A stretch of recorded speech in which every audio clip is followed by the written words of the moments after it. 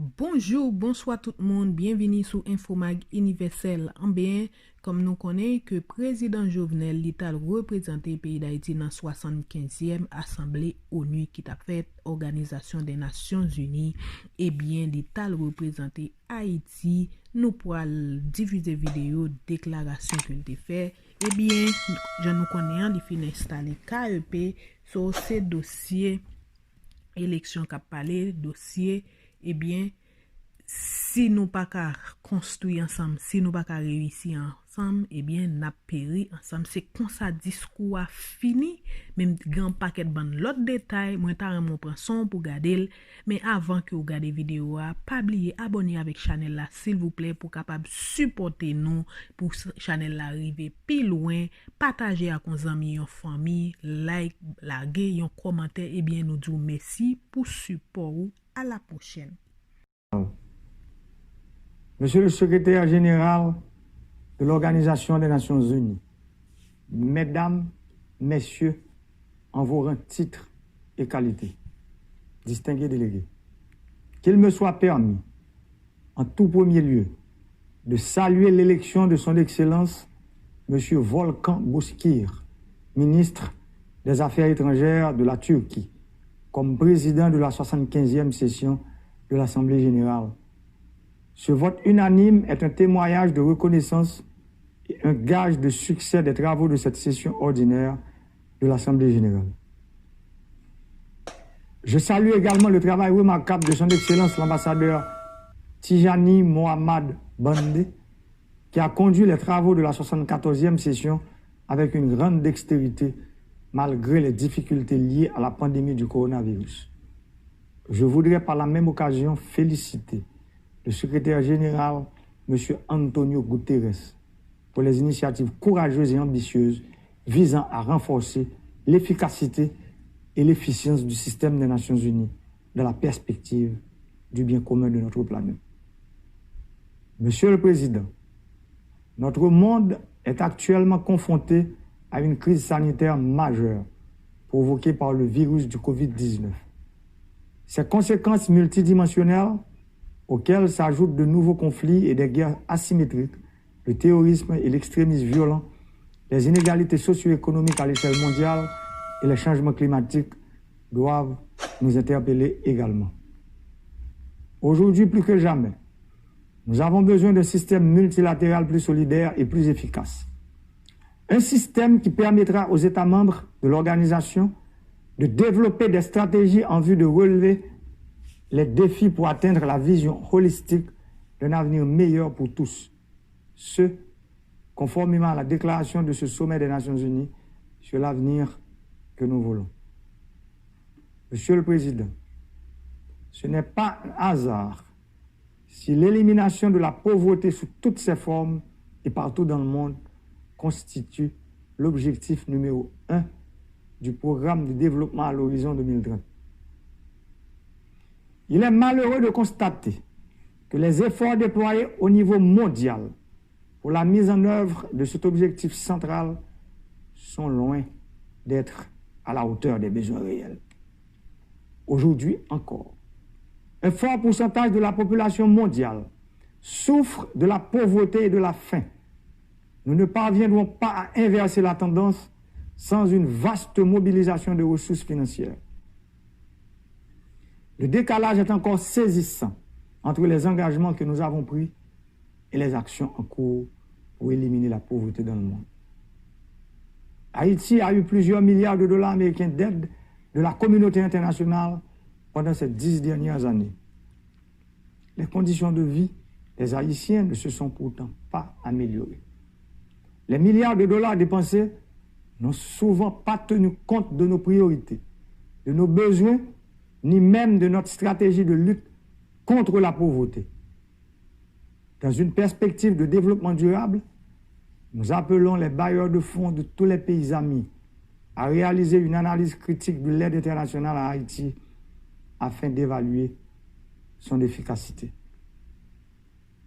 Nous voulons des projets qui s'adaptent à nos besoins, qui répondent à nos priorités et qui nous permettent de mettre en œuvre un développement économique axé sur l'humain, sur la production nationale, sur le renforcement des capacités de nos institutions. Nous voulons des projets qui ont un impact positif sur la pauvreté et qui intègrent les enjeux sociaux et environnementaux du pays. Certains bailleurs commencent à comprendre la nécessité de s'allier sur la volonté du gouvernement de la République d'Haïti en ce qui concerne le choix de ses priorités. Nous les félicitons. Monsieur le Président, nous sommes à 10 ans de la date butoir pour la réalisation pleine et entière des objectifs de développement durable. Beaucoup de pays ont déjà réalisé des progrès considérables en ce sens. D'autres, en dépit de leurs efforts, sont encore à la traîne. En Haïti, les besoins en termes d'urgence, de redressement et de développement à long terme demeurent immenses et exigent un investissement cohérent dans plusieurs domaines.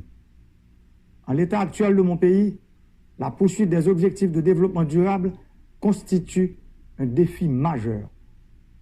Des efforts gigantesques et soutenus devraient être déployés dans les domaines prioritaires tels que les infrastructures routières, agricoles, électriques, numériques, portuaires, aéroportuaires, l'éducation, la couverture sanitaire, les logements sociaux, la mobilisation de l'investissement direct étranger, la reforestation, la protection de l'environnement, la relance de la production agricole, l'accès à l'énergie pour tous à partir de sources renouvelables et l'accès au crédit à tous, surtout aux jeunes et aux agriculteurs. Monsieur le Président, j'ai pleinement conscience de la responsabilité qui est mienne de veiller à l'établissement des conditions essentielles pour garantir la sécurité, la paix, la stabilité et le développement à long terme d'Haïti. Mon pays qui se heurte depuis quelques décennies à une crise socio-économique complexe et à une polarisation excessive et violente de la classe politique ne pourra y faire face seul. La République d'Haïti se relèvera, mais avec un appui durable, cohérent, efficace et bien coordonné de la communauté internationale. Aujourd'hui, la République d'Haïti est amputée d'une institution indispensable à la bonne marche de la démocratie, le Parlement. Nous avons mis en place un nouveau conseil électoral provisoire pour réaliser des élections crédibles, transparentes, inclusives, libres, honnêtes et démocratiques. Fidèle à cette tradition historique, la République d'Haïti s'est toujours évertuée à promouvoir et défendre les valeurs et les principes de liberté universelle, de paix pérenne et de coopération entre les nations du monde entier. Sur cette base, mon pays se range constamment aux côtés des États membres de la communauté internationale désireux de bâtir un ordre mondial plus juste et plus équilibré conformément aux buts et principes énoncés dans la Charte des Nations Unies. C'est dans cet esprit que je salue l'initiative du secrétaire général qui a formulé des propositions pertinentes pour réformer l'organisation. Je l'encourage à intensifier les efforts pour renforcer l'ONU afin qu'elle soit à la hauteur des nouveaux défis du XXIe siècle. À cet effet, j'encourage tous les États à s'engager non seulement à développer une compréhension commune et à mener des actions collectives dans la lutte contre la pandémie de Covid-19, mais aussi à accélérer la mise en œuvre des programmes d'action qui soient conformes aux 3 piliers des Nations Unies: le développement, la paix et la sécurité et les droits de l'homme. Aux États membres, pendant que je présente mes sincères condoléances aux pays qui ont été très affectés par la Covid-19, je tiens à remercier tous les pays partenaires qui ont aidé l'État haïtien à faire une bonne gestion de la pandémie, en particulier la République de Chine, Taïwan.